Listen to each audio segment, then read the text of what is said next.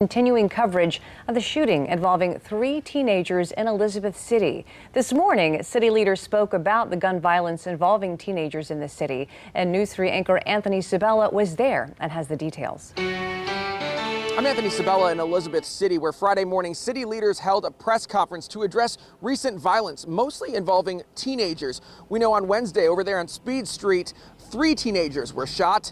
As of Friday, 1 was released from the hospital, but 2 16-year-olds remain at Centera Norfolk General. Police say they have a camera with 2 different angles right where the shooting happened. When asked if it caught anything, Chief Phil Webster said it's all part of the investigation still. The chief and Mayor Kirk Rivers led Friday's press conference, giving an update on that Wednesday triple shooting and efforts to keep more violence from happening. The chief said no arrests yet, and they're having a hard time getting potential witnesses to share what they saw.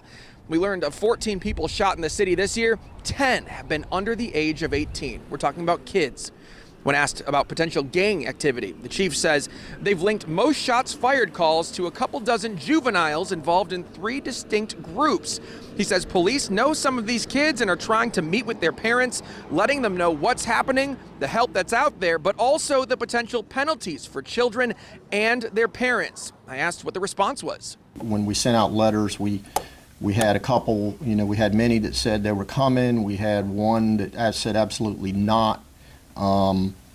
The parents that came, we had a few that accepted some one-on-one with us and the school system to talk about their individual child. So it's really hard to gauge what they're thinking, in their mind. But I think it shows to them that if they didn't know their kid was involved in something, they know now.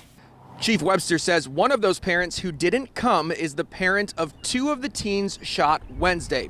We also learned the city is going after landlords of so-called nuisance properties where violence is happening. And then you get back to the cameras like the one on Speed Street here. We're told 10 more cameras were approved in the budget that began July 1st. Police right now deciding where exactly to put them around the city. In the meantime, the police department, the mayor, and all city leaders are asking anybody with information about Wednesday's shooting to call police or the crime line and leave an anonymous tip. In Elizabeth City, Anthony Sabella, News 3.